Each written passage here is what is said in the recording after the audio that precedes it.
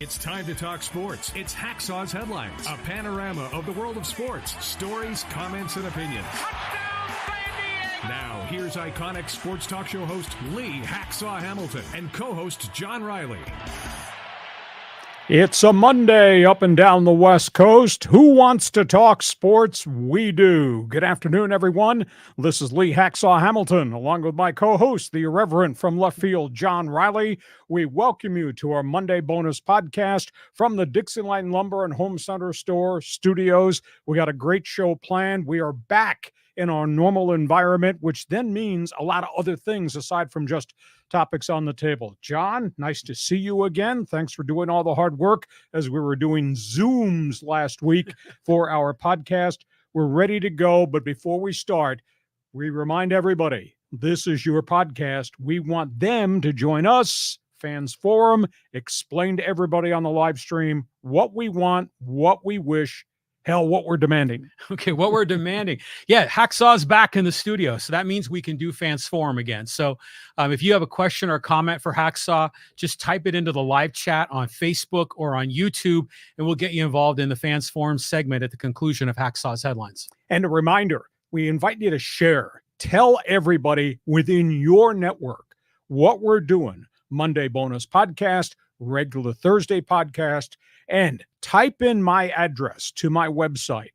I urge you, I request, and I demand you sample my website every day. It's an enormous amount of written material. It's leehacksawhamilton.com. And while you're at it, since we have no pride, we need more help, give us a thumbs up or give us 5 stars because we'll accept them. John, topics on the table are podcast brought to you by DIXIELINE Lumber and Home Center Stores. 9 locations to serve you in San Diego. You got projects for the fall or looking forward to the winter. You need to look at everything they have to offer at DIXIELINE Lumber and Home Center Stores. John, topic 1, where do you want to go? Okay.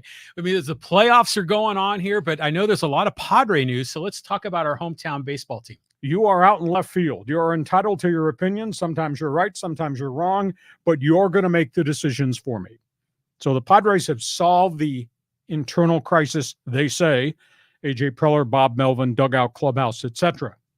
Now the business at hand in what is now the start of the Padres offseason, since they have no bleeping postseason. What are they going to do with these guys? John, take your fan's hat off, put your general manager's hat on. You tell me, Juan Soto will have 1 more year left on his contract. It'll have probably a value of $33 million. Do you play out the contract and see if he hits superstar numbers again, which then leads to superstar salaries a year from now? Or do you try to get the deal done now? Or do you just trade him and maybe flip this back into rebuild mode? John, you're the general manager from left field in opinion. Well, I mean, it depends what you get. I've heard people say we should package a deal to get Trout from the Angels. So if they were able to get like a marquee guy to replace him, I'd say that's fine. That's acceptable. But they shouldn't trade him for prospects back because we'll never get what we traded away. And I figured this guy had a sensational season in 2023. He's likely to duplicate it next year. I mean, I don't see any urgency to trade him. The other guys in the roster we can debate, but not Juan Soto. Is there an urgency to sign him to an extension right now, or do you let him play out the final year of the deal? Well, Scott Boras is going to go all the way into free agency, right? That's what he always does. If they can work a deal long-term, that'd be great. You know, people said that Soto has enjoyed his time in San Diego, but it's all going to come down to dollars and cents. If this $200 million payroll thing is real, then I have a hard time understanding how they're going to make that work. On we go to the second guy, Blake Snell. Cy Young Award numbers. We've not seen these kind of numbers from a starting pitcher dating back to the Bob Gibson era, and that was a few fastballs ago. Josh Hader, same scenario, closer of the year. What do you give Snell? What do you give Hader? Snell making 16, Hader making 13. Snell might go to 20 to 25. How long a contract do you give him? What kind of dollars do you throw into it? What do you pay Josh Hader? You're the general manager. Well, I mean, I was really disappointed with Josh Hader not wanting to do a 4-out save. I mean, come on. There would have been some games we could have won if he would have come in the 8th inning. So I'm prepared to turn the page on Hader. provided that Suarez is ready to step up, and then we got a couple of other guys like, Cosgrove, it was pretty surprising out of the bullpen. Blake Snell is a guy, man. If you could find a way to keep him, you do it. He figured it out, and I think he's in a really good spot right now. And he's a guy that we all like him personally, but his stuff is awesome. He's got a 4-pitch mix. It's A+ on all 4 of those pitches. How could you not want to keep him? So, I mean, and besides the fact Lugo and Waka are probably going to be gonzo, you're not sure what Darvish is going to be next year. Snell is a guy I think you can count on. Okay, so what are you offering Scott Boras, general manager? Yeah, well, I mean, he's going to require a lot, right? I mean, probably $30 million a year. Not for a pitcher. No, not for that. Well, that's what Kershaw gets, doesn't he? No, Kershaw's in the 22 bracket. Oh, he is? Yes. Okay, so I don't know. What's the goal? How much did Snell made 16? Well, he'll make more than that. Of course. How much did Garrett Cole get? I want to say 25 to 30. Yeah. But he's been dominant year after year after year. Right. You got one summer out of Snell that was really significant. Mm-hmm. If I were king, but I'm not. You're general manager. Okay, so hey, quit passing the buck. How about 25 mil? It's easy when it's not your money, right? 25 mil over 5 years. I think that sounds pretty good. 5 years for a pitcher? Don't know. 25 million times 5. So that's what, $125 million deal. I say we do that because Musgrove got 20 million times 5, right? Mm-hmm. So yeah, Snell 25 times 5. That's what I do. Okay. General manager has spoken. and you are of the opinion, as the general manager in left field at this hour, you're not going to be able to afford Waka, Lugo, Nick Martinez? That's a tricky one because, again, if they have the $200 million limit, I don't see how the math works. But if you had Lugo Waka will probably get about 15 a year, maybe? Max. Yeah. Lugo probably in the 10. High single digits. Yeah, maybe 10. Yeah, 8 or 9, something like that. Those guys were really, really good. I mean, with the exception of Waka having that injury and he was out for like a month and a half, those are guys, because who do you have to replace them? I mean, you can't count on, what's that guy, Russ Kinnear? You can't count on him. You got the Robbie Snelling guy, but he's like in Double-A. He's not really ready for prime time. They have to have some of those guys they can plug in third and fourth starters. So I think you've got to find a way to sign them too. But I mean, that's going to maybe take your payroll $253 million. If you bring them all back, you're looking at what, 280, 290? I don't know how that goes. And who can you get rid of? I mean, the Hosmer deal is still on the table. I mean, he's making what, 13 million for a couple of seasons. It's not like any salaries walking out the door unless they trade Juan Soto. Your reaction to Grisham? Is he a $5 million a year Gold Glove center fielder hitting 199? Is he worth more? Is he worth less? Don't you want him back? You're the general manager. You started all this. Well, I think we have to turn the page on him. He can't hit. I mean, we saw flashes of it when we first got him from Milwaukee, and we thought, oh, we had a home run on this deal because he's hitting better than Urias. And who was the pitcher that went in that deal? Eric Lauer. And the pitcher we got in return was doing way better. And I thought that was a great deal. But then suddenly he can't hit. And his defense is fabulous. But the right move is to take Tatis, put him into center, and then find someone else to play right field. And that could be Garrett Cooper. It could be any number of guys, but you can't have a guy that's almost an automatic out in your lineup. I mean, it just makes no sense. Okay. Fans Forum. You're a Padre fan. You're a baseball fan. Help the general manager here. I need help. Tell us what you think. Hit us up in the chat box with an opinion or a question or a comment. Fans Forum about John Riley's general manager stewardship of the Padre roster. Let's go from that team to the next headline. Oh, my God. The Dodgers. What a colossal disaster that was in the first inning with Clayton Kershaw. Do they have hope of coming back from this? Well, they got game 2. They got Bobby Miller, hot young guy, is going to start at Dodger Stadium. Now, I'm a little bit surprised. Lance Lynn has pitched better at Dodger Stadium than he's pitched on the road. So why would you not have Lance Lynn go game 2? Series shifts to Arizona game 3. Bobby Miller has not been intimidated pitching on the road, but you have to win in the second game against Arizona. Let me give you a question here that's going to really upset everybody on the live stream. Dodger fan, Can you explain to me why the hell you're booing Clayton Kershaw? Why are you booing a future Hall of Fame pitcher who's given his life to this franchise? Dodger fan, you would not be in the playoffs tonight were it not for his 13-5 record and 2.46 ERA this season.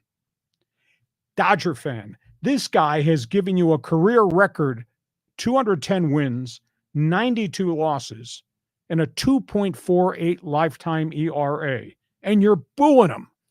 Dodger fan, yes, I understand he's 13-13 in the postseason. Postseason is really, really hard.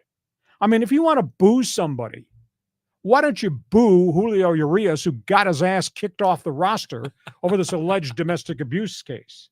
Why don't you boo Cody Bellinger, who took 2 years worth of big money and hit 198 and 201? Why would you ever boo Clayton Kershaw? I couldn't believe what I was seeing as I sat in the bar near my cottage in upstate New York when he got lit. My first fear was he was having shoulder problems and he was trying to gut it out and he got bombed. But he said, no, he had no velocity and he had no movement or placement on the ball. Bad outing. But Dodger fan, if you don't connect with me in Fans Forum, I'm going to really be upset. Dodger fan, why would you ever boo Clayton Kershaw? You know, the Dodgers are a class organization.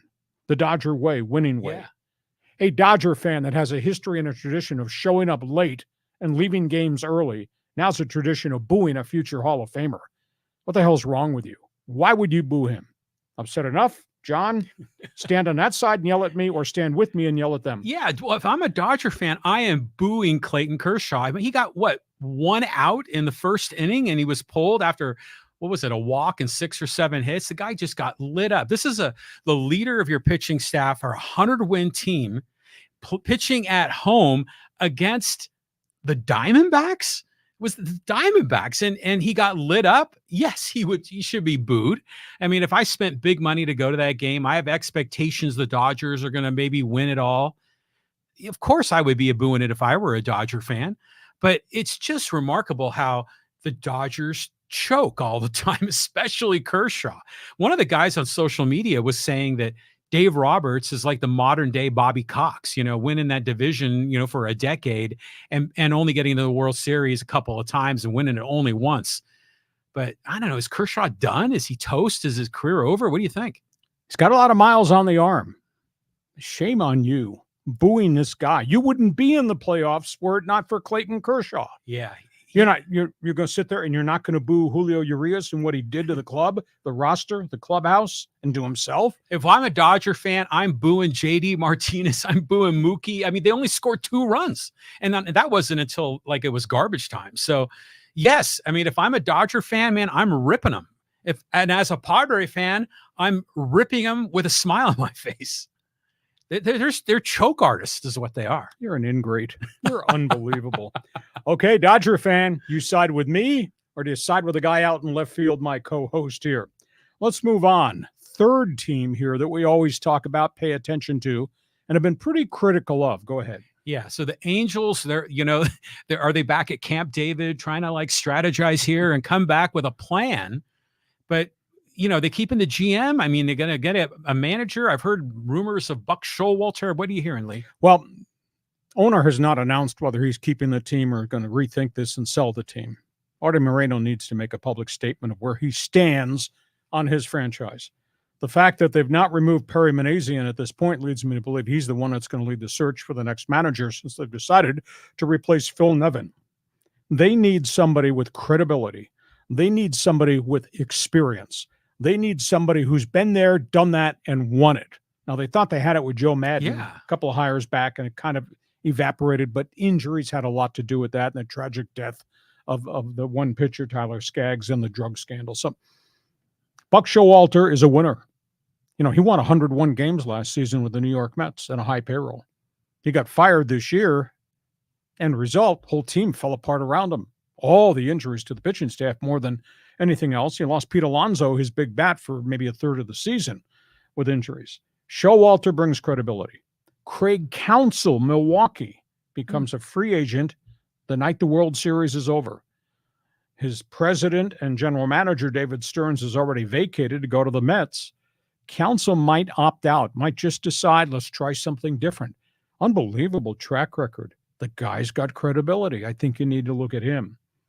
I don't think you touch Gabe Kapler. As different and unique as he is, he's been fired from the last 2 jobs that he's had. Hot name who's moved up the ladder, has done a lot of different roles. Former Padre, worked at the front office here once he retired. Now with the Chicago Cubs, had gone to Boston. So he's taken in volumes of information. Will Venable. Oh, yeah, yeah. It's maybe a reach. Do you want to go for somebody again that's not managed before when you got guys out there that have got awful lot of credibility on their resume? I'd hire Showalter. I'd hire him right now and let Showalter and Perry Manazian fix this roster, lead this roster, hope they can get this roster healthy.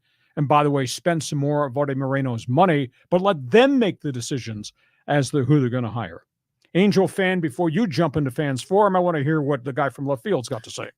Well, if you're the Angels, I get the Buck Showalter angle. I mean, the guy's proven he's got a great track record. But if you were considering Will Venable, who I give him credit, he's deserving. But Phil Nevin was deserving, and there's not a big difference between those two guys. I agree. And I still don't understand why Phil Nevin is the scapegoat for this whole thing, because of all, it wasn't his fault that Ohtani blew out his arm and Trout gets hit in the wrist again. And I'm a Nevin fan, but I was hoping he was going to stick. So if you were going to jettison Nevin out the door, I don't think Craig Counsell is enough. You've got to bring in a Showalter or who else? Yeah, they had Joe Madden. Why didn't that work? Injuries. And Madden was a little bit offbeat and kind of went off track. I think the losing finally got to him, and they had to just remove him just because of his approach to dealing with the adversity that he had to live with. I would hire Showalter in a minute, but give him the power to work with that general manager, and that owner stays on the golf course and just stays in his skybox, and let these two guys try to fix what's so wrong there, whether it's farm system, whether it's just the siege of injuries is unbelievable. I just think they need veteran leadership. Showalter is there. If Bochy were on the market at this moment, Angels should have gone after Bochy, but they did not. So that's where we are with the situation. Well, there. does Showalter want that job? Yes, he's publicly said in New York last Friday, I want to manage next year. Okay. And you got the Angels, and you got Showalter's credibility, which maybe then influences Ohtani. Maybe. Now, unless he's bringing holy water with him, I don't know that he can make all the injured guys, the Trouts and the Rendones of the world, stay healthy. Yeah. But they've got some young players in place who played okay this year. They need more. But I just think whoever's going to make the sales pitch in free agency, hi, my name is, here's my calling card with the Angel logo. Oh, yes, I am Buck Showalter. I would hire him. Angel fan, jump on the chat room. Tell us what you think here in Fans Forum. Our bonus Monday podcast is brought to you by Dixieline Lumber and Home Center Stores. Build it, fix it. We guarantee you will enjoy it in the fall thanks to Dixieline Lumber. Let's talk NFL football. NFL football. Man, did you see that game last night? The Niners and the Cowboys. I mean, Dak Prescott is a disaster, but boy, Brock Purdy sure looks good. NFL's best teams. Well, I guess we should start with the 49ers. They destroyed the Cowboys, offense and defense. They were dominant. I mean, you had 3 49er picks of Dak Prescott. You had 4 quarterback sacks. They took away the run game. And offensively, it's Purdy and it's McCaffrey and it's the receiver of the night. You pick who you want. Last night it was George Kittle and Deebo Samuel. Brendan Ayuk was not part of the equation last night. This is a really good 49ers team, maybe as complete a team in the NFL. Philadelphia Eagles, they can pass it. Thank you, Jalen Hurts. They can run it. Jalen Hurts and DeAndre Swift, and they do play defense. They had a hell of a game against the Rams. Rams hung in there into the fourth quarter before they finally ran out of gas. But Philadelphia, my goodness, they can strike from anywhere, anytime, any place. And you watch Nick Sirianni on the sidelines running up and down, screeching at everybody. He's a passion play coach. Oh, for sure. And the players really respond to him. Buffalo, they look really good depending what Sunday of the week it is. Mhm. And then they go to England and they played so poorly, getting beat by Jacksonville. I just don't understand whether it was travel, whether it was jet lag, whether they were looking past the Jaguars. But Jayville jumped on them early, and Buffalo was in a hole, and Buffalo just never got back in the game. To me, that was the weird income. And then you got Miami. You got Tua and Tyreek and Devon Achane, the rookie running back who's got a knee injury now. He's averaging 12 yards a carry. I mean, they are just killing people with their offense, and they really bounced back after getting obliterated up in Buffalo the week prior. So, to me, those are the marquee teams in the National Football League right now. Yeah, I mean, definitely the 49ers and Eagles, no doubt about it. I should say the Eagles. But let me ask you this. One of the things I saw in that Eagles game, and they were playing the Rams, and they had like a 4th and 1 at the goal line, and the Eagles are so good at that quarterback sneak where the offensive line gets down low and the guys behind them push forward. They brotherly love shove. That's what it is. Okay, but when the Chargers tried doing something like that on 4th down, it was a complete cluster. So what's the secret to how Philadelphia does that? Physical at the line of scrimmage. They do what, if you watch the video, and they showed it a couple times down on the goal line, their offensive linemen there's this old-fashioned term in the NFL and in football called root hog. You root hog down. Mm-hmm. And I mean, they go to the ground and push their way in, which takes out the feet of the defensive linemen who are trying to come off the line of scrimmage. That's what they do. And then they send fullbacks and tight ends in there, and then the quarterback or the running back ducks in behind all that power, and they scoot in. Now, the Chargers, they don't have a physical force, violent offensive line that run blocks. And the other thing, and this is how they got the quarterback hurt, Justin Herbert's doing this alley-oop over the top. You go over the top, you can get blasted. You can get hit in the head. His case, he got hit in the left hand.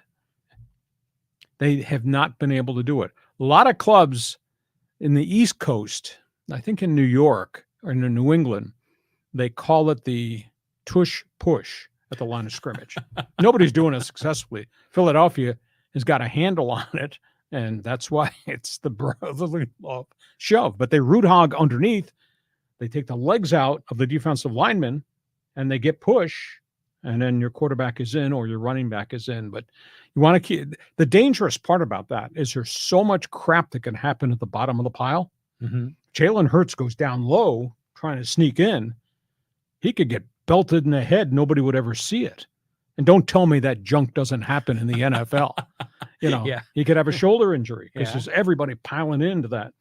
There's a little bit of conversation about, is this good for the NFL? Is it too dangerous a player? Should they take it out? I don't know. That's going to be debated, I think, in the offseason. But those are the 4 best teams in the NFL right now. Isn't it interesting, though, that Kansas City and Cincinnati aren't on that list? A lot of reasons. Okay, we're going to talk next topic on the table. You lead into the next headline here, John. Okay, so here we go. Talking a little bit about the Rams and the Patriots. I mean, these two teams are having a little bit of trouble, especially New England. Well, let's talk about biggest surprises, biggest disappointments. Even though the record doesn't indicate it, the way the Rams are playing right now has been pretty impressive, and they're doing it with a ton of young people, almost an all-new offensive line. Obviously, the quarterback, Matthew Stafford, though he's taken way too many hits. They've found themselves a young running back, Kyron Williams, who came from Notre Dame, was a physical force. They got Cooper Kupp. They got Puka Nacua, who came from BYU. They got Kirby Higbee. Suddenly, they're making plays. I mean, they hung in that game against a really good Philadelphia team into the fourth quarter before they ran out of gas. That, to me, is a bit of a surprise that they're playing this well. You raised the question about how come Cincinnati's not on any list or Kansas City. Well, Cincinnati's got the calf injury with Joe Burrow. I mean, he was hot yesterday, threw 4 touchdown passes, 3 of them to Jamar Chase. But he's not moving the pocket. He's not the player that he was the last couple of years when he drove the Bengals deep into the playoffs and got him to the Super Bowl. If they can keep him healthy, and the longer he goes, the healthier he gets, I think you'll see Cincinnati come back. Kansas City's it's not a mystery to me. I think there's a lot of things going on in Kansas City. They've made a lot of changes. Patrick Mahomes is having to scramble more. I think they missed the left tackle, Orlando Brown, whom they let go. He went to Cincinnati. I think that's a big issue. They have all young wide receivers. I mean, all the veteran wide receivers that were difference makers, even post Tyreek Hill era, they all went other places. Juju Schuster-Smith, things like that. A lot of young guys. I see sloppy routes. I see drop passes. I see young receivers getting intimidated, running crossing routes like, I'm not going in there for the ball. I'll get blasted. So this is coaching. And I think they miss Eric Bieniemy's leadership because Bieniemy coached those guys hard on Wednesday, Thursday, Friday when they put the game plan in. And you saw how sharp they were the last prior group of years. So season's not over by any stretch of the imagination, but Kansas City right now is not Kansas City because a lot more has been dumped on the shoulders of Mahomes. And I don't think he's got the receiver core. I mean, remove Travis Kelce because he's great. And the other tight end, I think, is emerging, Watson. But remove them from the conversation. I think each of their wide receivers has really let them down. And I don't think they've got the same left tackle now that they had before. Now, biggest disappointment, I'd have to say Bill Belichick. I think Belichick, the general manager, has failed Belichick, the coach. You look at that roster in New England, you please tell me who the hell is a playmaker on the offensive side of the football, because I don't see it at all. And Mac Jones has regressed because I don't think he's got people down the field. You know, a week ago, Belichick had the worst loss in the history of his career. They got beat 38-3. Then Sunday, they get shut out 34-0 by New Orleans. They've been outscored 72-3. They have not had a touchdown in the last 42 possessions. Unbelievable. So I think Belichick's on the hot seat, and I think the general manager, Belichick, has failed the coach, Belichick. And the other one is the Raiders. And I'll ask this question. Is Josh McDaniels a reliable head coach? Because we're seeing the same stuff in Vegas with the Raiders that we saw with Josh McDaniels and the Broncos. We haven't seen a ton of success. And they keep changing parts. And, you know, Mark Davis always signs the shiny figure out there. This guy's going to solve everything. It hasn't happened. Poor Devontae Adams is left there by himself. The running back, Josh Jacobs, has not had a breakout game yet. The end result of the long holdout. And then you add into the conversation the whole situation where their offensive line is poor. Their defense outside of Max Crosby is really substandard. The secondary doesn't tackle very well. I don't know that McDaniels is an NFL head coach. As a head coach, he might be a pretty good offensive coordinator, but I don't think he's a quality head coach. So you tell me, agree or disagree with me. The Rams, a big surprise. Your thoughts on the Patriots, your thoughts on the Raiders? Yeah, the Rams are a surprise. I'll give you that, even though they lost to Philly, because they come up with all these other receivers, and I forgot about Higbee. And then the kid from BYU who has a name that I can never quite remember. Puka. I mean, that kid is incredible. I mean, he's had a really nice start to this season. The Raiders, and we're going to see him tonight, right? They're playing the Packers. You know, as a team that you didn't mention are the Detroit Lions. And, John Howard over at CBS 8, he thinks they're going to go to the Super Bowl for the first time in Lions history. What do you think of that? I think that's a little bit of a reach, but they're making progress. They've made great progress. They're losing players, though. I mean, they've lost a starter 3 straight games on the defensive side with injuries. I think they're good. I think they really play street ball. They're really a tough football team. But in terms of being Detroit equal to Frisco, Philly, Miami, nah, not yet. But it's a nice sentiment that what they've done there in Detroit, what Dan Campbell has done in 3 years, that's a pretty good flip. Hey, listen, we get to halftime here. Program reminder, if you like what we're talking about, even if you don't like what we're talking about, join us right at the end. John, explain to everybody on our live stream, fans form and subscribing. Okay. So yeah, you can get Hacksaw's podcasts wherever you get your podcasts. So subscribe on Apple Podcasts. And by the way, Apple is the one where you can leave the 5-star review if you choose to do that. If you think we deserve it. But be sure to subscribe wherever you get your podcasts. Subscribe on YouTube. Follow, share, and subscribe all the social media platforms.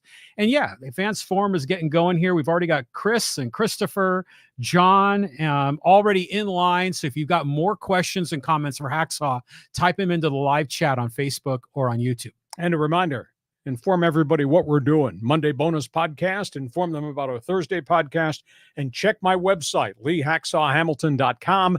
Absolute ton of information that I write every day. I post it late in the evening. It's there late by 10 p.m. It's there first thing in the morning, leehacksawhamilton.com. We get to halftime. Let me remind you, and John can chime in on this, we become really good friends with the people at DIXIELINE Lumber and Home Center stores. Mm-hmm. There's 9 locations to serve you in San Diego. And if you got projects for the fall, inside or outside, you got projects planned for the winter, and you need supplies, you want information, how to do this, where do I go to get this? You need DIXIELINE Lumber. John? You know, DIXIELINE has been in San Diego for over 100 years. I mean, that's incredible. I mean, if you roll the clock back to the early part of the 20th century when all this housing development was built here, DIXIELINE Lumber supplied it all, that lumber. And so when you look at the history of the company and the history of San Diego, they kind of follow a similar path. So yeah, they're great guys over there, and they'll take care of you. It's a lot different than some of the other big box stores where, you know, the customer service is excellent at DIXIELINE, and their lumber is top notch, way better than what you can get in the big boxes. And a reminder, go to their website, DIXIELINE.com. Just check out all the values they have for your fall and winter projects, DIXIELINE Lumber and Home Center stores.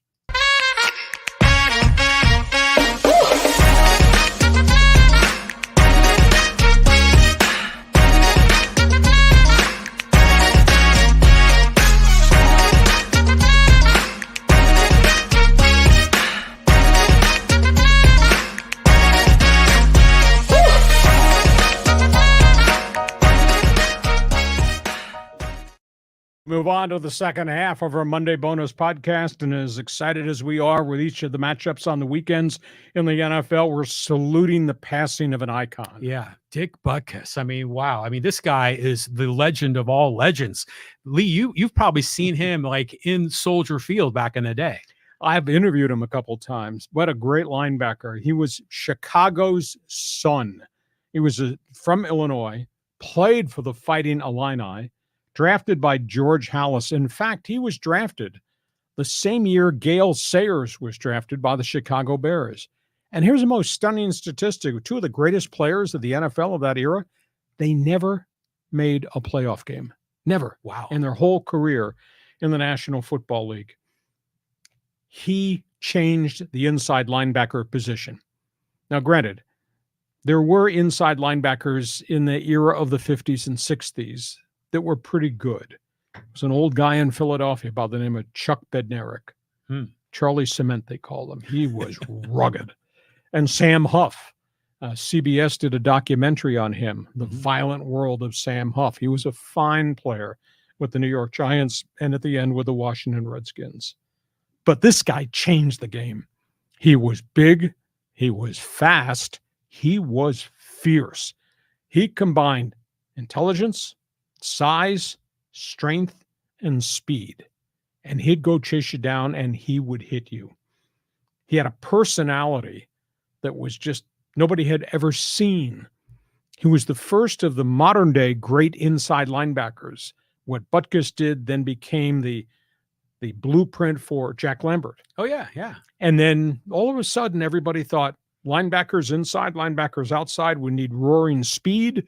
And that brought us Lawrence Taylor and then so many others. He was a personality, made 8 Pro Bowls in 9 years, suffered a devastating injury, career was over with a snap of his fingers. Transition from modern day mayhem in football to TV. And he was unique and he was really different and he was verbose. He was just a new breed of football player. I interviewed him twice when he was a TV guy in the movies and on these shows, etc. And the one we talked about his ferocity as a player, and the one comment I'll never forget, he said, "I don't intentionally go out to hurt anybody, even though NFL film shows all these unbelievable hits. I don't hurt anybody unless it's an important game." So we say goodbye. He was special. He was age 80. He passed in his sleep, but what a performer on the field and on your TV. Yeah, unbelievable. And I was trying to figure out, when he played. I went back and looked at the Football Reference online, and I think he got started in the mid 60s, finished up in 73. What was the injury that finally took him out? Had a major knee injury. And this was before sports medicine became sports medicine, but it was end of his career with a snap of his fingers. And it was kind of like Gale Sayers. He had a catastrophic knee injury and just wasn't ever quite the same again. But boy, he was fierce. The monster of the Midway. Indeed. I mean, he's like the marquee guy, but isn't it kind of funny that the guy that was so ferocious has the name Butkus, which is all kind of like funny as a result. But yeah, I just remember like when I started understanding him, I was just a wee lad back in the 70s, but I remember seeing him on TV a lot. I think he was in all of those Miller Lite commercials, right? Well, him and Billy Martin. Yeah. So what a guy though. And yeah, still revered in Chicago. And yeah, I mean, it's a tough week here for the Bears fans because yeah, he's an icon. On we go. From pro football, let's talk about college football. I got a strange sentiment to explain this. Go ahead. Yeah. So the Pac-12 we're now deep into Pac-12 play. We're seeing a lot of these year of the quarterback guys facing off against one another. I mean, what are you seeing, Lee? Well, it was weird because I watched in depth the USC game against Arizona, and I was absolutely stunned. Arizona had them on the ropes, had a 17-0 lead, just couldn't play 4 quarters. And it's obvious that Caleb Williams is the lead guy again for the Heisman Trophy, though he struggled. His offensive line wasn't very good. But the thing that drove home, it's just the sentiment. I got really sad right towards the end of the USC game. I thought to myself, look at all these Pac-12 ranked teams, and this is the farewell tour. There won't be a Pac-12 next season. And you look at the conference, the quality of play and the athletes and the brand of quarterbacks at most all these places in the Pac-12. And this is a one and done thing because they're going to be gone. They're going to be off to a degree, off our radar next year. But you got Caleb Williams, phenomenal USC offense, no defense at all. The quarterback at Arizona threw 5 touchdown passes against a Trojan defense. Arizona had 506 yards against USC. So USC may be all glitter on offense. They're a disaster on defense. UCLA, phenomenal come from behind game against Washington State. They have their hands full. They won with their defense. They also won with a freshman quarterback. Dante Moore threw for 290 yards. Freshman. So we're talking 2 great quarterbacks in the Los Angeles market. This weekend, you tell the wife, don't text me, don't walk in the room, don't bother me. You got Oregon, you got Washington on Saturday. You got Bo Nix, you got Michael Penix on Saturday. And just think of what the Ducks program is and how Penix has led the Huskies back to a national ranking. They're going to play each other. So you got that game. Washington State's got the hot young quarterback Cam Ward, who he's kind of doing it by himself, but boy, does he compete. Oregon State's got DGU Iagalele, the Clemson transfer. He's getting them down the field. The guys, they got 5 wins already. And they got Coach Prime and his staff. What a job they've done constructing this roster week by week. They may have played the toughest front-end schedule of anybody in college football. They have really proven themselves. So you got Coach Prime and everything about the aura of Colorado. So excited to see Pac-12 quarterbacks, the yearly quarterback. Saddened to see this is one and done. They're all going to be gone next year. Yeah, it's just a disgrace, really. I mean, because you can understand like maybe Oklahoma and Texas bailing to go to SEC. I kind of get that. But the Big 12 conference didn't implode like the Pac-12 has. And the history, I mean, going back forever. And I just remember Pac-12, Big 10, Rose Bowl, and how big that was. And it's like disintegrating out here on the West Coast. And yeah, those teams will be in other conferences, but I'm still curious to find out what's going to come of this.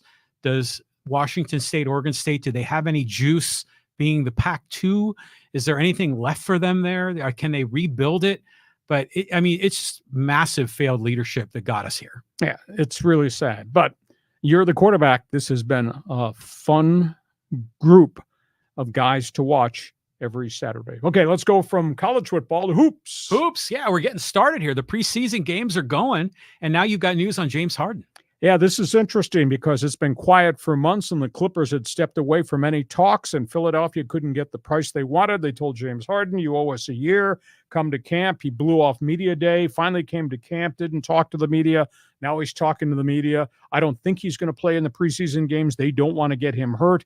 I've been told from NBA network people that I deal with that the Clippers have reopened trade talks with him. Clippers are trying to find a third team to get involved in a trade that would involve swapping veterans or draft picks or swapping of first-round picks so they could make this deal work because the Clippers don't want to tear their whole roster down just to go get the third guy in the equation, although I think the Clippers have got 3 in the equation already with Kawhi, with Paul George, and with Russell Westbrook. But evidently they are talking again, and that's why Harden is not playing in any of these Philadelphia preseason games. But they need a third team that's going to jump into the water with them and is willing to trade or take on contracts and trade number 1 picks or possibly flip-flop somebody's number 1 picks to make this deal work. I was told Philadelphia wants LA's number 1. They want young guard Terrence Mann. They want a veteran player from LA. They want a number 1 from a third team in the equation and maybe another player. So that's where we are right now. But I guess the question I'll ask everybody in Fans Forum, you're a Clipper fan, an NBA fan, do you want him on your team? Do you want James Harden, who's talked his way at Oklahoma City, Houston, Boston, Brooklyn, created all this chaos now in Philadelphia? Do you want James Harden part of your team chemistry? Kawhi Leonard, Paul George, at this point, healthy. They played 15 minutes each in the preseason game, the debut game in Hawaii. Clippers have said everybody's going to play. We're going to be ready for the start of the season. We're not holding anybody back. Is there an injury risk? Yeah, but there's an injury risk if they play in the regular season and get hurt again, which they have an enormous amount of games that they have missed. So do you want James Harden wearing Clipper colors? Yeah, it'd be interesting to see how they make it work. Now, it seems like Russell Westbrook has a role there where he was kind of like a fifth wheel with the Lakers. It didn't work. But given that Paul George and Kawhi Leonard have such difficulty with injuries, what's James Harden's track record there? Is he a delicate flower too that's going to break down in the middle of the season? No, he's not a flower. He's kind of feisty and he plays all the time. But the offense has to run through him because he's got the ball in his hands all the time. Statistically, his numbers have dropped a little bit. Maybe that's a byproduct of having gone to new systems so many times in so many years. I still think there's talent, but I also think there's toxic talent that comes with him. There's a whole bunch of baggage because every place he's been prior that he hasn't done a good job. You want him on the Clipper roster? Well, the Clippers need to do something because what they've done so far never seems to work. So, maybe if they got Harden in there and he kind of found a role like the way Westbrook did, and then hopefully Kawhi and Paul George stay healthy, then it could work. But it is playing with dynamite here. It could explode in your face with Harden because he's Mr. Disgruntled and he's going to want to go somewhere else next year. He's running out of places to go. Yeah, he is. The fact that he did not get traded this summer, that should be a message to him. Okay, from basketball, last topic on this table, we're talking hockey. Hockey, this is, again, October is a great sports month. You got the MLB playoffs, football's cooking, and the NBA and the NHL get started. And here we go with the Ducks. Ducks open their season the end of this week. Next week, the Gulls open their AHL season. The Ducks can't get out from beneath the black cloud of problems, and now it's injuries. They paid $25 million to get Alex Killorn from the Tampa Bay Lightning as an unrestricted free agent, and he goes out with a fractured hand last week. He's gone 6 to 8 weeks. That's a big blow. Already without their checking center iceman, third-line guy Isaac Lundestrom, gone for the year, ruptured Achilles. Chase DeLeo, the captain of the San Diego Gulls, he's gone 8 weeks. He got knee-checked by an LA Kings player last week. Pretty significant knee sprain. The NHL only suspended the Kings player for 4 games. Chase DeLeo, who looked like he had made the Ducks roster as a checking center. If not, he'd be the captain of the Gulls. He's gone 8 weeks, and the guy that hit him only got 4 games. That's kind of tacky. At the end result, the team we expected the Gulls to get is not here yet. Number 1 pick the Swedish rookie Leo Carlsson is going to stay in Anaheim, and he's going to play at age 18 with the Ducks. He's been that impressive. Surprise to me, 2 of the top young defensemen, high draft picks, that I thought were coming to San Diego. Pavel Mintyukov, Jason Lacombe, a college star. They're still in Anaheim. Final cuts are coming this week. They may start the season with the Ducks rather than down here with the Gulls. They did send another one of the young defensemen, Olin Zellweger, really good kid from Western Canada. He's starting a season down here. The unique thing, because the Ducks have taken a whole bunch of the young guys up, the Gulls have got 6 NHL veterans, a couple of them are defensemen, down here, and American Hockey League veterans down here. They may have as old an opening night roster as anybody, because the Ducks are so impressed with Leo Carlsson and Mintyukov and the other young pups. They're going to start the season with a really young group of players learning on the job. So we'll see how long that goes, or whether some of those kids wind up coming back down here. So the Ducks, poor Ducks, they got all these injuries. And the Gulls, not what I thought they were going to have to start the season, because at one point we thought they were going to have 5 young NHL prospect defensemen here, plus Leo Carlsson. But 3 of them now are up with the big club. But the Gulls have got all this experience that's shown up. You got NHL veterans going to wear San Diego colors for the first home game of the season a week from Friday. So fascinating to see where this whole thing goes. Yeah, that's a good strategy, to have a lot of veterans there waiting in the wings that you can bring up, to fill in holes. But I'm curious to see how these rookies do. I mean, Carlson, Connor Bedard, they're force feeding all these kids, 18 years old. They barely shave, and they're going to get knocked around on the ice. I mean, I'm curious to see if they can survive and play at that highest level. Well, all those high number 1 picks, they're going to be on opening night NHL rosters. NHL season kicks in Thursday, Friday, Saturday, and Sunday. Okay, we've told you what we think. Your turn to join us now with our fans forum. And again, John, just quickly explain how this works, how people can come in and co-host with us. Okay, so yeah, you can get involved. Just leave your comment or question for Hacksaw in the live chat on Facebook or YouTube, and we'll bring you in here to fans forum. And you got a question on the Padres? Why are you booing if you're a Dodger fan? What should the Angels do? You got NFL football, we got basketball, we got hockey to talk about, and you have my permission to yell at the interim general manager of the Padres from left field, John Riley. John, pick some questions. Let's fire away. All right, this is from Chris. He says, give Hader a swift kick in the ass. Let him walk. Well, yeah, you could let him walk, and I was peeved at his approach towards the end of the season and usage and all that. I just don't buy the theory that I can't go get 4 outs. Now, I understand not throwing 3 days in a row, but there were times where they desperately needed him, and either he did not want to do it or they elected not to go to him. And last I checked, they could have used him because they should be in the wild card round or in the second round, and they're not. But you let him go, you're putting an awful lot at the front door of Robert Suarez that he can do this and stay healthy. He's shown flashes, but he also got hurt.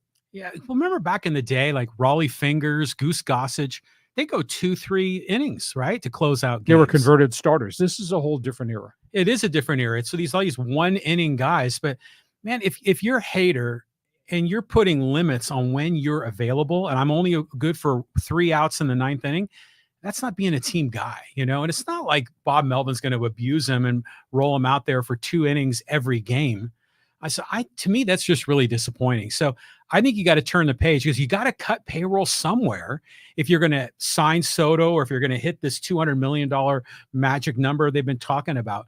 Hader seems like the first guy that you need to leave. And he's even his Instagram post, you could already see that he knows his time in San Diego is done. Yeah, I was offended. Padre fans, I think, should be offended over the way he handled the situation. So John Riley, interim general manager, just cleared $13 million off the payroll. Next question. Okay, here we go. This is from John. He says, Scott Boras won't let Soto sign before he hits free agency. Sign Snell and hope to win a championship with Soto while he's in San Diego. Understand, though, who you dealing with when you're dealing with Blake Snell's agent?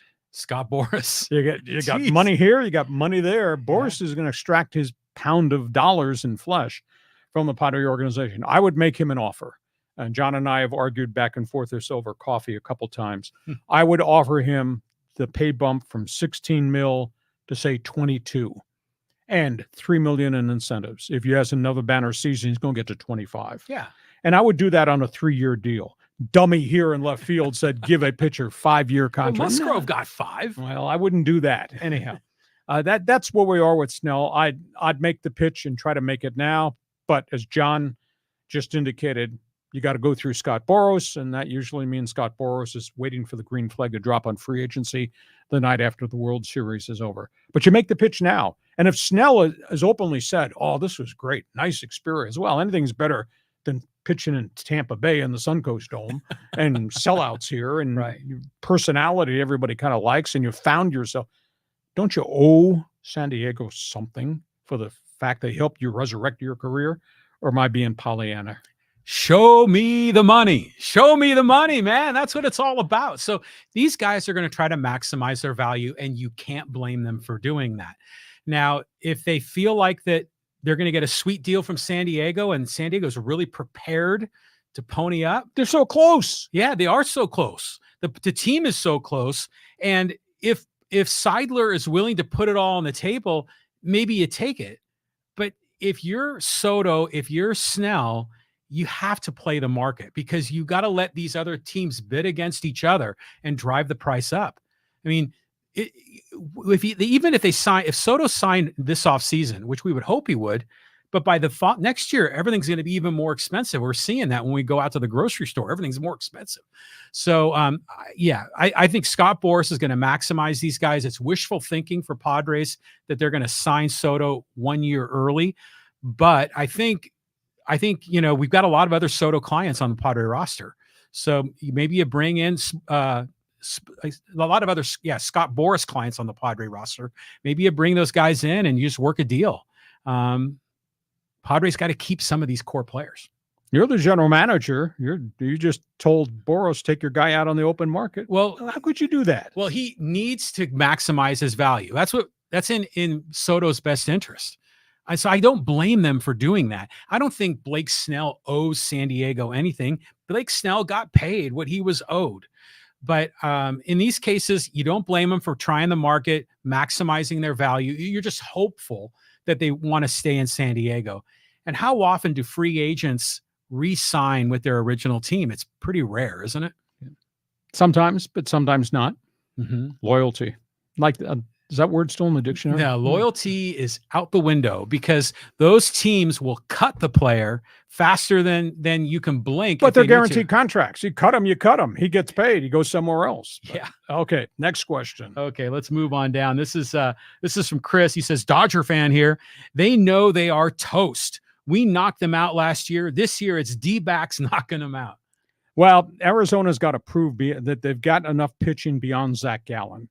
I mean, I was shocked. Kershaw was shell-shocked that this happened. But spin back to my original premise. Why the hell would you boo somebody who's going to be a Hall of Famer for all the things he's done in the community, what he's done on the mound at Dodger Stadium, and what it represents? I'm offended that Dodger fans would boo Clayton Kershaw for a bad outing. I'm not going to yell at you, but you dumbass saying you'd boo him too. Yeah, Jeez, I was, John. You're offended that they were not offended. I get all confused by the logic. Kershaw blew it. Kershaw choked. Kershaw wilted in the moment again in the playoffs. Absolutely should be booed. I mean, I'm saying San Diego fans generally are soft, right? So I like it when we step up and we demand a high standard of excellence. And LA fans should be doing the same. I mean, we keep stroking, Dave Roberts and Friedman and all that whole team there because of the management and how good they've done. And when their players choke job, they should be booed, just like we're booing Machado when he has a down year. I haven't heard anybody booing Machado. I haven't seen that at Petco Park. You should read the social media comments. But social media is one thing. I'm talking about fans in the stands booing the crap out of a future Hall of Fame pitcher. People here should have booed Machado just for his whole. Read the back of my baseball card. Well, the back of your baseball card, you don't want to get me started on this today, do you? No, I don't. The back of the baseball card says, yeah, you were the leader of two of the worst collapsing seasons in Padre history, 23 and 21. Ooh. That's what the back of your baseball card should say, Yeah. in addition to all the glorified statistics that you earned. Okay, let's move on. Next question. Okay, this one's from Emmanuel. He says, welcome back to the studio, Lee Hacksaw Hamilton. So yeah, how was your trip? My trip was great. I got to experience a beautiful fall at my cottage way in upstate New York near the Canadian border. And I was there in the final hours of fall before winter arrived. Winter arrives in upstate New York, October 8th. It was 39 degrees and raining sideways when I packed my car to leave my cottage to go to the airport way down in central New York in Syracuse. So I had a good time. And the fact that this guy was able to execute us doing 2 Zooms as part of a podcast, hats off to him. We made it work. On we go. Next question so I can yell at him again. Okay, this is from Steve Botsford. He says, Harden is nothing more than a cancer. It's a definite no. There's no doubt he's a player, and maybe if he's surrounded by other good players, that this could be a championship team. But boy, to me, in all honesty, Steve, I think he's toxic. And I don't know if I'd call it greed, but there's just something different when he's on the floor, that everything has to run through him all the time. And all you need to do is you just need to track back and look at the places he's been recently and how ugly it all finished up in each of those locales. Now, if you could rent him, he's only got 1 year to go on his contract. If you rent him for 1 year without having to give up the house, maybe Philadelphia doesn't have any leverage now. Either they keep the toxic player or they trade the toxic player to you, but they're not going to get mega talent for him. If you could get him at an affordable price, maybe you take the gamble. Because obviously the NBA is all about everybody's got to have 3 stars now. Yeah. What just happened in Milwaukee, followed by what just happened in Boston, what's going on down in Phoenix. If the Clippers can get that third wheel, and it's Harden, and he can play the system under Tyronn Lue, and you can get him an affordable price for 1 year at least, maybe you do it. But he's right. We're talking toxic here. Yeah, well, the Clippers fans don't like this idea. Here's a comment from Chris, and he says, Harden is such a diva, a crybaby, so sick of his juvenile attitude. Yeah, he can stand in line with Kyrie Irving and a few others. Westbrook had that banner kind of wrapped around his shoulders too, because all the places Westbrook had been, and now he talked his way out of here, there, and everywhere, and got moved. Now Westbrook, maybe his eyes opened, because he sure was a different player when he went across the hallway from the Lakers and put on the Clipper colors. And we'll see if Westbrook can follow that up again as he's moving to the twilight of his career. It is interesting how many Clipper fans are responding and say, no, don't like that diva. No, don't like him. Steve has another comment here, but this is about the Ducks, so I wanted to get it in. Will the Ducks be any better than last year? I would say a long season is ahead. Yeah, I tend to think so, especially if they're going to play the kids. And, if they're keeping Leo Carlson up there at age 18, and now they've decided to at least open the season with 2 of the top young defensemen, Mint Yukov, who played in the Ontario Hockey League, is a great offensive player, but very young, especially on the defensive end, and Lacombe, who was a college hockey star and played very briefly here at the end of last season with the Gulls. If they're keeping all those young guys up there to start the season, that means A, they got talent coming, but B, they're going to have to go through a learning curve.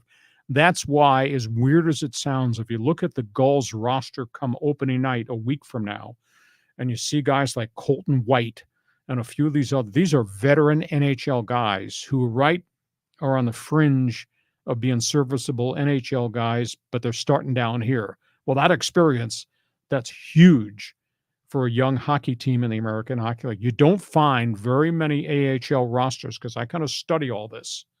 I'm a hockey deviant. I study all this. You don't find AHL rosters now stacked with a lot of veteran guys. So yeah. If the Gulls open a week from now and they got 6 NHLer and AHL veteran guys who can play in this league, they're going to come out of the gates quick. Now, up top, we'll have to see what Anaheim does. If they get off to a rugged start, and I think they will, because outside of Troy Terry, I don't think there's a ton of firepower there, and poor John Gibson. Mm-hmm. They've improved the defense in front of John Gibson.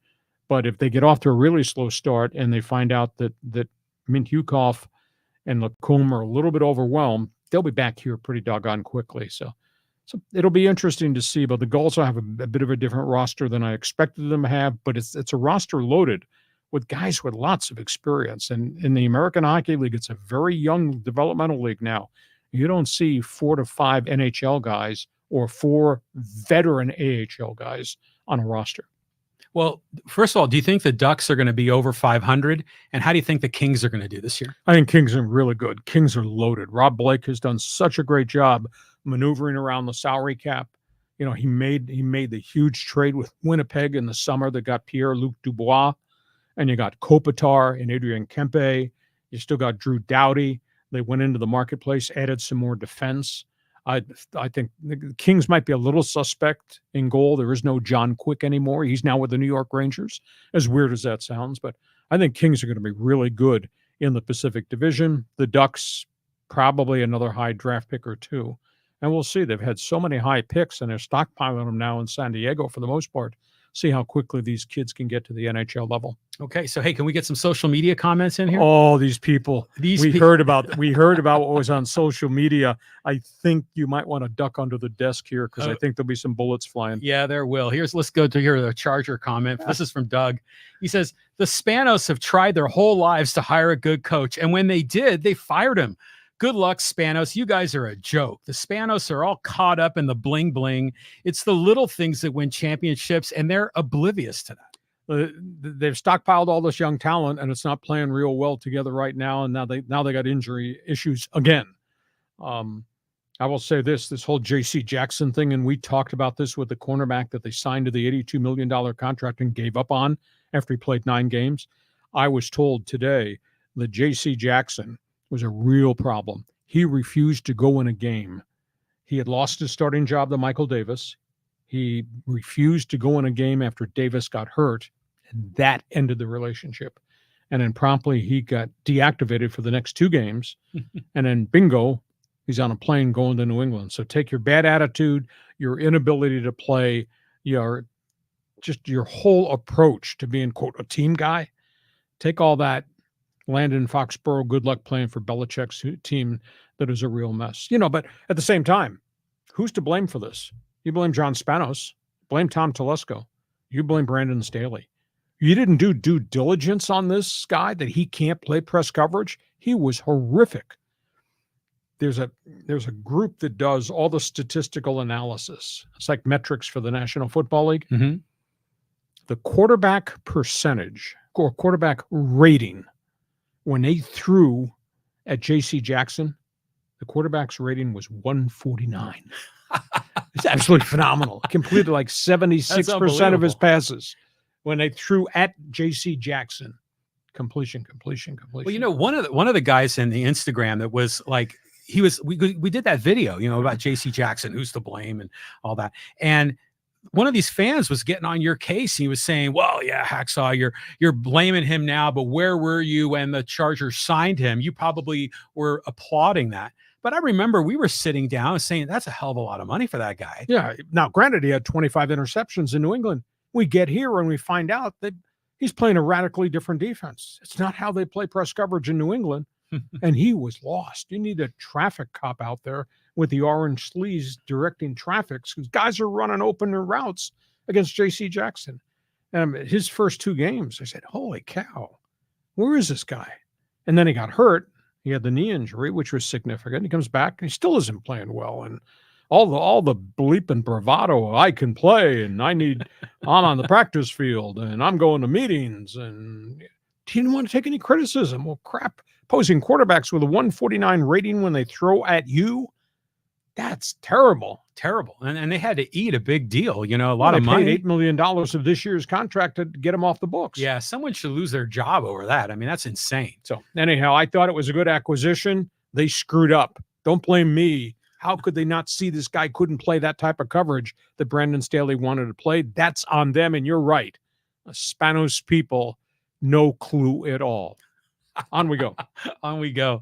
All right, let's get some Dodger comments here. This is from Mario, and he says, John, he's talking about me here. John is able to see the future as the Dodgers are getting blown out in Game 1. Kershaw cannot even get out of the first inning. It happens. It happens to a lot of people.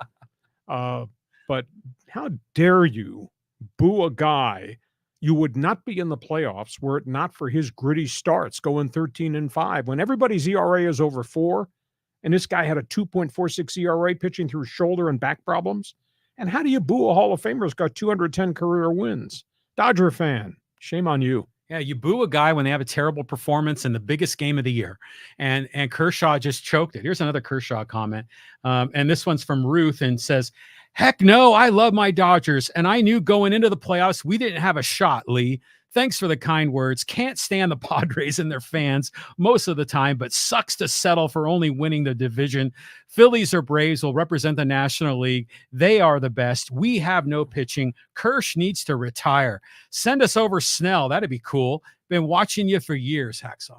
Well, I feel bad for Kershaw if this is the end, but he's been a stand-up guy. He's been a quality person in addition to being a Hall of Fame pitcher, so we'll just leave it at that. It will be interesting, though, because I think we all know once the World Series is over, what's next? Bids on Ohtani, showtime in L.A. Now, he won't be a pitcher next season, but geez, if you add Ohtani's bat to the lineup that includes Mookie and Freddie Freeman and the fountain of youth J.D. Martinez, and you're going to get Gavin Lux back at shortstop, Dodgers would be pretty good. And as disappointing and as battered as they are with their pitching staff, please understand, they got 4 young starting pitchers on that roster in the playoffs, led obviously by Bobby Miller, who's done really well, and M. Sheehan, who's had some good outings.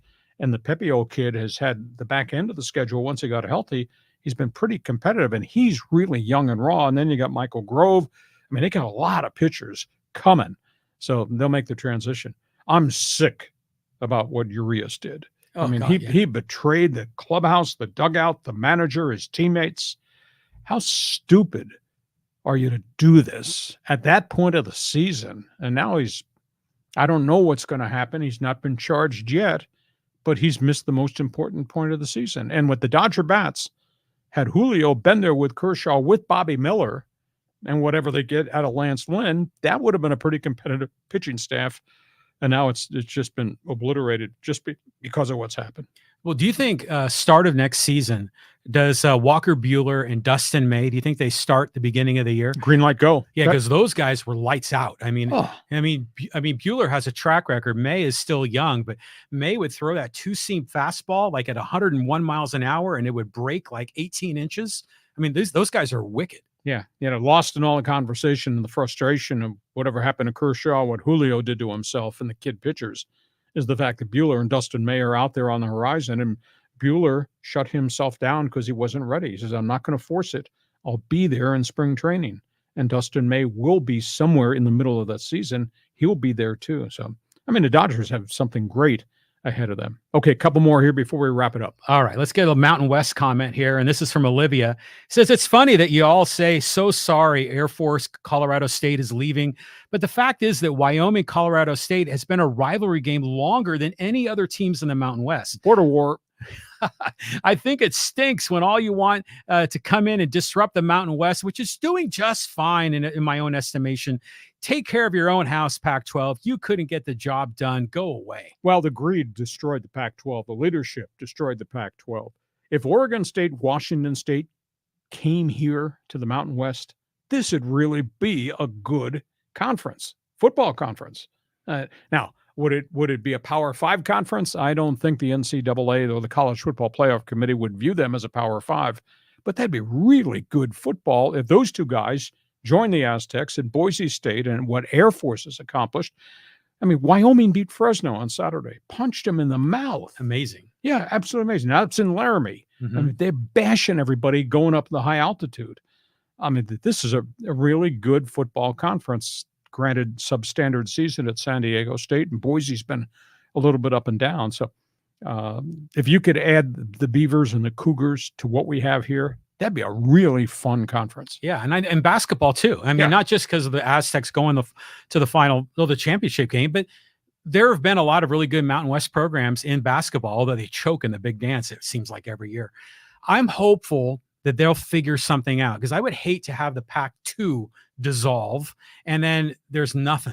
Hopefully they can retain that Power 5 and they can rebuild. And this could be the opportunity for some of these Mountain West teams to get up on the big stage. I just hope it works out that way. Exit fees. That's the two biggest words. How are you going to handle the exit fees that the Mountain West schools all agreed to? Tough call. Hey, listen, we hope you have enjoyed our Monday bonus podcast. Did we cover a few topics on the table? Damn right we did. Want you to check our website, leehacksawhamilton.com. Tell your friends. Want you to share and subscribe to what we do, because we put a lot of stuff up on our YouTube channel on a day-by-day basis. John, I have enjoyed this, even though you're wrong. You could argue with me. I'm a talk show host, but you're wrong. That's okay. Going to be fun. See where the playoffs go this week. We, of course, will be back in here come Thursday. Well, on Thursday, back in studio. It's great to have you back, Lee. And a reminder, our podcast brought to you by the good people at DIXIELINE Lumber and Home Center Stores. Build it, fix it for fall and winter. We guarantee you will enjoy it. Thanks for being part of our team. Tell your friends about what we're doing. Thanks for joining us on Hacksaw's Headlines. Join us again for Hacksaw's Headlines on YouTube, Facebook, and Twitter. And find the audio version on your favorite podcast apps.